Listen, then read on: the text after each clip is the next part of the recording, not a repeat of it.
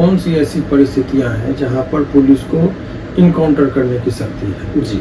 तो इनकाउंटर करने की जो शक्ति जो है या जो गोली से जो मार देते हैं, किसी की जान ले लेते हैं, तो ये करने की शक्ति सभी व्यक्तियों को है। सेक्शन 96 से पढ़िएगा, 96 से लेकर 106 तक डेंजर है, माने तत्काल आपको लगे कि वो खतरा उत्पन्न कर दिया है तो आप उसको गोली मार सकते हैं या उसकी जान भी ले सकते हैं। लेकिन इसकी अवधि जो है वो लिमिटेड है, जब तक खतरा बना हुआ है तब तक। जैसे ही खतरा खत्म हुआ तो आपका वो मारने का अधिकार खत्म हो जाता है जी। जैसे ही उसने बंदूक फेंक दिया और आत्मसमर्पण कर दिया, उसके बाद अगर गोली चला के पुलिस के द्वारा मारी गई है तो ये अपराध जो है तो फिर वो मर्डर के श्रेणी में आ जाएगा और वो हत्या की श्रेणी में आएगा और वो उन पर फिर कार्रवाई होगी। लेकिन बिहार है जी, बिहार में हर चीज को जाति का कलर दिया जाति जाता है का और अगर और बहुत विभक्ति है लोगों। अगर यादव को मार रहा है तो अदर वाले कहेंगे कि बढ़िया किया। अगर किसी मुसलमान को मार दिया तो कहेगा पाकिस्तान, हिंदू सब कहेगा पाकिस्तानी था, मार दिया, ये था वो था। अगर हिंदू को मारेगा तो मुसलमान चुप हो जाएगा। तो ये सब चीजें था। अभी क्या था कि जब यादवों को मार रहा था तो कुछ लोगों कह रहा था ऐसे, अब जब मार रहा है तिवारी जी को तो लोग कहेगा कि फॉरवर्ड को मार रहा है तो बैकवर्ड चुप है। तो जब आप टुकड़ों में बटे रहेंगे तो स्वाभाविक है कि इस तरह की चीजें होती है। गलत को गलत, अभी जैसे भरत तिवारी जी को मारा, एक स्वर में इसकी निंदा होनी चाहिए कि पुलिस को सजा देने की शक्ति न है न रहनी चाहिए। उसका काम है कि आप गिरफ्तार करिए, जज साहब के पास लेके जाइए और कोर्ट उसको सजा देगी। और पुलिस के नजर में वो भले ही लगेगा, पुलिस के नजर में कि वो अपराधी है, लेकिन किसी लोगों के नजर में तो हीरो जैसा दिख रहा है, क्योंकि लग रहा है कि वो भारत सरकार या बिहार सरकार में जो कोई भी व्यक्ति है तो हम लोग कहेंगे कि ने गलत किया। लेकिन विरोध में, सरकार के विरोध में बोलना चाहिए कि आपको ऐसा कदम नहीं उठाना चाहिए।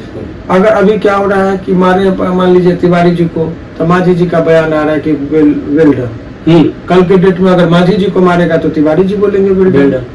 तो ये वेल डन वाला जो कंसेप्ट है ना, गलत को गलत के यहाँ प्रक्रिया का गलत पालन किया गया है, उसकी निंदा होनी चाहिए। At the time of the commission of the crime, जिस टाइम मान लीजिए बहुत आदमी 24 घंटा में 1 घंटा के लिए होश में आता है, 24 घंटा में 30 घंटा पागल रहता है। कभी कभी नहीं होता कि 1 घंटा के लिए सही हो जाता है। उस टाइम उसको याद है कि मेरा ये जमीन लिया था, नहीं दे रहा, उस टाइम में जाकर उसको गोली मार दिया। तो मेडिकल के भाषा में पागल है, लेकिन जिस टाइम में वो घटना क्या उस टाइम में वो सेन मैन था, इसलिए उसको सजा हो जाएगा। कभी कभी क्या आदमी की पूरा दिन ठीक रहता है, 10 मिनट के लिए वो पागल होता है, उस दौरान किसी का हत्या कर दिया तो आदमी बच जाएगा। पागल आदमी को कोई सजा नहीं होती है। तो ये सब कानून का अलग नजरिया होता है, अलग ये दायरा है, उस चीज को देखा जाता है। नमस्कार, प्रणाम, मेरा नाम है रविशंकर सिंह और आप देख रहे हैं अपना प्लेटफॉर्म। कहीं पे प्रशासन गलत होते हैं तो कहीं पे मुजरिम गलत होते हैं। मुजरिम जिस टाइम नाम लग गया तो मुजरिम तो वैसे भी गलत होते हैं। लेकिन अभी जो आरा में एक मामला चल रहा है, भरत तिवारी उनका नाम है और उनके साथ उनका लोग, उनके जो सपोर्टर हैं वो कह रहे हैं कि ये हत्या है, लेकिन पुलिस प्रशासन का कहना है कि ये इनकाउंटर है। और पुलिस प्रशासन पे उन्होंने पिस्टल दिखाए थे। इस चक्कर में बहुत सारे मामले बढ़ गए हैं। अब हम आए हुए हैं पटना हाई कोर्ट के जाने माने चर्चित एडवोकेट शिवनंदन भारती सर के पास, क्योंकि कानून को कानून से ही समझिएगा तो ज्यादा बेहतर लगेगा। तो हम सोचे सर से ही बेहतर जानकारी तो कोई बता नहीं सकता। तो सबसे पहले सर स्वागत है जी। बहुत बहुत शुक्रिया। तो जिस तरीके से सर मैटर अभी जो आरा वाला आप भी देख रहे होंगे, सुन रहे होंगे, क्या इसमें लगता है कि उस भरत तिवारी का गलती है या प्रशासन की थोड़ी ना समझी? देखिए, सबसे पहले तो 1-2 बात ये समझिए कि कौन सी ऐसी परिस्थितियां हैं जहां पर पुलिस को इनकाउंटर करने की शक्ति है जी। तो इनकाउंटर करने की जो शक्ति जो है या जो गोली से जो मार देते हैं, किसी की जान ले लेते हैं, तो ये करने की शक्ति सभी व्यक्तियों को है। सेक्शन 96 से पढ़िएगा, 96 से लेकर 106 तक, right of private defence IPC में। उसके अंतर्गत बोला गया है कि कोई भी व्यक्ति को जब आपको लगे कि उससे आपके लाइफ को इमिनेंट डेंजर है, माने तत्काल आपको लगे कि वो खतरा उत्पन्न कर दिया है, तो आप उसको गोली मार सकते हैं या उसकी जान भी ले सकते हैं। लेकिन इसकी अवधि जो है वो लिमिटेड है, जब तक खतरा बना हुआ है तब तक। जैसे ही खतरा खत्म हुआ तो आपका वो मारने का अधिकार खत्म हो जाता है। जैसे मान लीजिए बारिश हो रही है, तो बारिश हो रही है तभी ना आप छाता तानिएगा, बिना बारिश के अगर छाता तान के जाएगा तो लोग हंसेगा उसमें। तो जब तक खतरा का बादल मंडरा रहा है तब तक ही आप गोली चलाने का ये है। तो इस केस में भी जब तक उसके हाथ में बंदूक था तब तक खतरा मान के चली था कि गोली चला सकता था जी। जैसे ही उसने बंदूक फेंक दिया और आत्मसमर्पण कर दिया, उसके बाद अगर गोली चला के पुलिस के द्वारा मारी गई है तो ये अपराध जो है सो फिर वो मर्डर के श्रेणी में आ जाएगा और वो हत्या की श्रेणी में आएगा और वो उन पर फिर कार्रवाई होगी। हालांकि फिर उसमें जनरल डिफेंस है आईपीसी में, उसके अंतर्गत बोलेंगे कि हम ऑफिशियल ड्यूटी के डिस्चार्ज में अगर एक्सेसिव फोर्स का इस्तेमाल हो गया तो फिर culpable homicide not amounting to murder एक लीगल टर्म है, उसमें चला जाएगा, तो वो अलग मामला है, लेकिन तत्कालीन है। तो ये जो परिस्थितियां हुई है, ये एक्सेसिव फोर्स का इस्तेमाल हो गया है इस परिस्थिति में, इसीलिए जो है सो ये केस जो अभी आपको लग रहा है तो इस केस में पर्टिकुलरली, लेकिन अभी 3-4 घटना बढ़ा है इनकाउंटर का, तो ये सोची समझी सुनियोजित तरीके से होता है। 2-3 कारण है इस बीच में आप, लेकिन बिहार है जी, बिहार में हर चीज को जाति का कलर दिया जाता है, अगर और बहुत विभक्ति है लोगों, अगर जादव को मार रहा है तो अदर वाले कहेंगे कि बढ़िया किया, अगर किसी मुसलमान को मार दिया तो कहेगा पाकिस्तान, हिंदू सब कहेगा पाकिस्तानी था, मार दिया, ये था वो था, अगर हिंदू को मारेगा तो मुसलमान चुप हो जाएगा। तो ये सब चीजें था। अभी क्या था कि जब जादवों को मार रहा था तो कुछ लोगों का रहा था ऐसे, अब जब मार रहा है तिवारी जी को तो लोग कहेगा कि फॉरवर्ड को मार रहा है तो बैकवर्ड चुप है। तो जब आप टुकड़ों में बटे रहेंगे तो स्वाभाविक है कि इस तरह की चीजें होती है। गलत को गलत, अभी जैसे भरत तिवारी जी को मारा, एक स्वर में इसकी निंदा होनी चाहिए कि अब ये नहीं कि वो गलत किया या सही किया, ये नहीं देखना है। कानून के कुछ दायरे हैं, पुलिस को सजा देने की शक्ति न है न रहनी चाहिए। उसका काम है कि आप गिरफ्तार करिए, जज साहब के पास लेके जाइए और कोर्ट उसको सजा देगी। आपको वीडियो में जितना ही पार्ट दिखाया जा रहा है वो आदमी को हालात समझने को बेखौफ था, डर नहीं, डर कब आदमी का खत्म हो जाता है, जब बहुत अत्यधिक कोई चीज हो जाएगा तो वो डर कर जाता है। तो अत्यधिक जब डर के आदमी रहता है वो निडर हो गया था, क्योंकि जब व्यवस्था भ्रष्टाचार है बिल्कुल। अभी यहाँ पर वो एसडीओ को मारने का प्रण लिया था। अब सभी लोग मान लीजिए भूख भय भ्रष्टाचार का चारों तरफ माहौल हो तो आदमी युवा क्या करता है, आपके और पुलिस के नजर में वो भले ही लगेगा, पुलिस के नजर में कि वो अपराधी है, लेकिन किसी लोगों के नजर में तो हीरो जैसा दिख रहा है, क्योंकि लग रहा है कि वो भारत सरकार या बिहार सरकार में जो कोई भी व्यक्ति है तो हम लोग कहेंगे कि नहीं गलत किया। लेकिन जो यहाँ का कुछ लोग है जो गरीब है, जिसको व्यवस्था से बहुत परेशान है, घूस देना पड़ा, तो वो लोग तो कहेगा कि ठीक किया। तो वो देखना होता है, जैसे भगत सिंह भारत के लोगों के लिए शहीद है, लेकिन जो अभी भी ब्रिटिश हुकूमत में देखिएगा तो उनको आतंकवादी कहा जाता है। तो जगह जगह का ये फर्क पड़ता है। तो वो सब चीजें हैं, तो वो उसको एक स्वर में देखना होगा कि कोई भी व्यक्ति क्यों ना हो, उसको जाति के चश्मे से अगर जादव को मार रहा है, इनकाउंटर कर रहा है, गलत ही तरीके, माने अगर इनकाउंटर गलत है तो आप फिर जाति के नजर से नहीं देखिए, अपराधी के नजर से नहीं कि मारा है तो गलत तरीके से मारा है, नहीं मारना चाहिए। भूमिहार को मार रहा है, ब्राह्मण को मार रहा है, तो भी उसको बैकवर्डों को भी समर्थन करना चाहिए कि नहीं ऐसे मत मारो, गलत करो। उसके विरोध में, सरकार के विरोध में बोलना चाहिए कि आपको ऐसा कदम नहीं उठाना चाहिए। अगर अभी क्या हो रहा है कि मारे, मान लीजिए तिवारी जी को, तो मांझी जी का बयान आ रहा है कि वेल डन। कल के डेट में अगर मांझी जी को मारेगा तो तिवारी जी बोलेंगे वेल डन। तो ये वेल डन वाला जो कंसेप्ट है ना, गलत को गलत के यहाँ प्रक्रिया का गलत पालन किया गया है, उसकी निंदा होनी चाहिए। इनकाउंटर से पहले का एक वीडियो है, प्रशासन वहाँ पे बैठा हुआ है, वो भरत तिवारी लेटे हुए हैं, हाथ में पिस्टल लिए हुए हैं, गेट पे भी हाथ में पिस्टल लिए हुए हैं। कुछ लोग बता रहे हैं कि वो कुछ मेंटली डिस्टर्ब भी थे।